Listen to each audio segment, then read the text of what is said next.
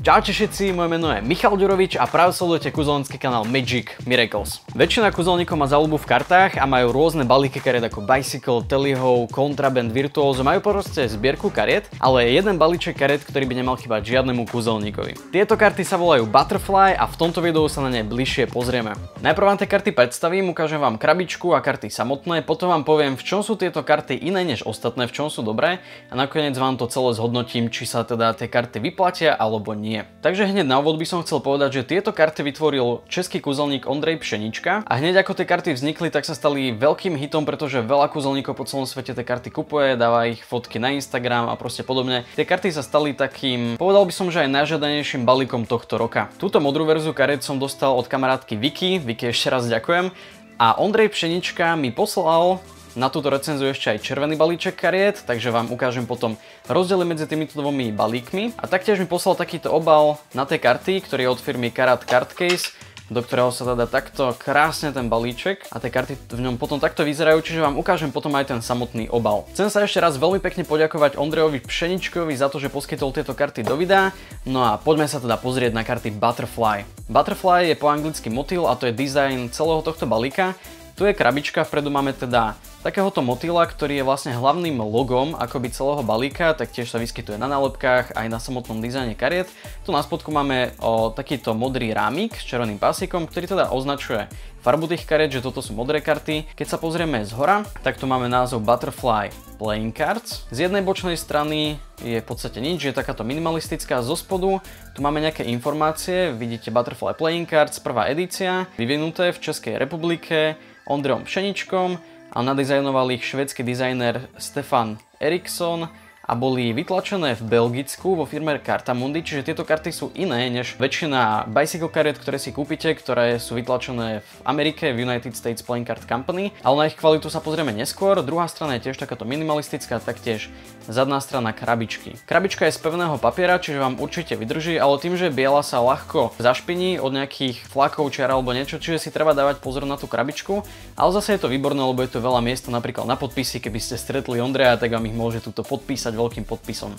Keď si krabičku otvoríme, tak už tu začína dizajn, ktorý je potom aj na všetkých kartách vlastne. A tu máme napísané takýto citát The sky's the limit, teda v preklade je to obloha je limitom, ale je troška blbé to prekladať. Významovo to znamená, že neexistujú hranice kreativity, že čokoľvek si zmyslíte, tak neexistuje nejaký limit, ktorý by povedal, že to nedokážete spraviť.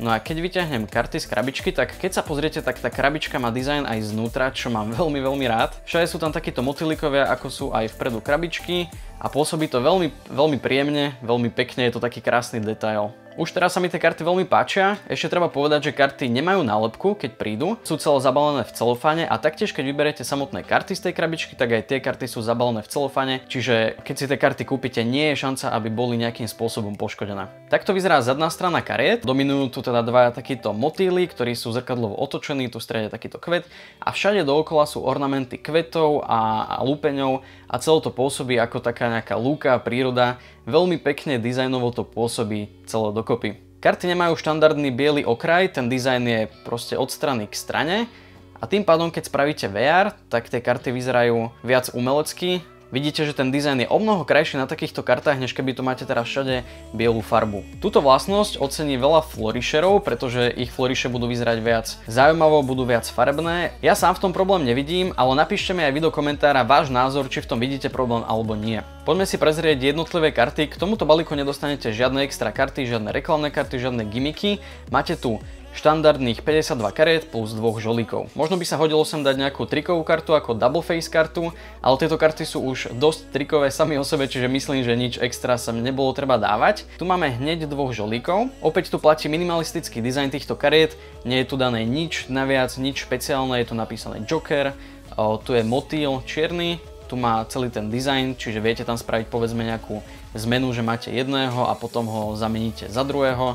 A tým pádom ako by ste ho nejako vymalovali alebo niečo. Veľmi pekný žolíci. A takto vyzerá hlavná karta balíka, pikové ESO. Tu na spodku máme napísané Butterfly Playing Cards, teda názov, a vpredu máme takéto pikové ESO, ktoré má tiež dizajn tých kvietkov a lupeňov a celé to proste sedí do toho balíka. Páči sa mi, ako tu všetko funguje s ostatnými prvkami, je to celé v harmónii, nie je tu dané nič naviac, nič menej, proste všetko, čo tu má byť. To ESO proste úplne ladí s tým zadným dizajnom. Keď si prezrieme zvyšné karty, tak to nie je nič špeciálne. Karty majú štandardné znaky, symboly, hodnoty.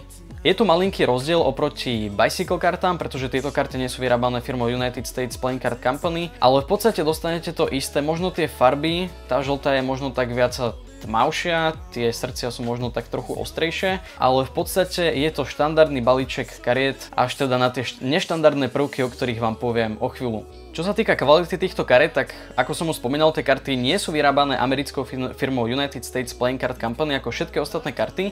Sú vyrábané firmou Cartamundi, ktorá okrem iného vyrába aj karty Magic the Gathering alebo iné zberateľské kartové hry, tlačí karty do Monopoly a do stolových hier, čiže majú za sebou nejakú históriu a majú za sebou veľa skúseností, aby vedeli vyrobiť kvalitné karty. A presne také tie karty sú kvalitné, pretože možno nemajú presne taký istý povrch ako Bicycle karty, teda nejaký finish, aircushion finish, majú Bicycle karty, tieto majú nejaký svoj finish. Dávam to takto pod odleskom, vidíte, že sú tam tiež v podstate nejaké štruktúry, nie sú tam jamky, skôr by som povedal, že sú tam také pasiky a tá karta je veľmi taká hladká a strašne dobre sa po sebe kložú. Mne osobne príde, že s týmito kartami sa narába ešte lepšie než s Bicycle kartami, že sú odolnejšie a že VR a v podstate všetko, čo s nimi robím, ide akoby ľahšie. Neviem presne, ako je to s oficiálnou hrúbkou, ale príde mi, že sú o niečo hrubšie ako Bicycle karty, čiže by mali viac vydržať, ide s nimi dobre spring, neklžú sa v ruke, čiže vám nebudú veľmi padať, napríklad ako novootvorené Bicycle karty, a celkovo kvalita týchto kariet je na najvyššej úrovni. No a teraz, v čom sú tie karty také špeciálne? Dobre, majú nejaký iný dizajn než obyčajné karty, ale v čom sú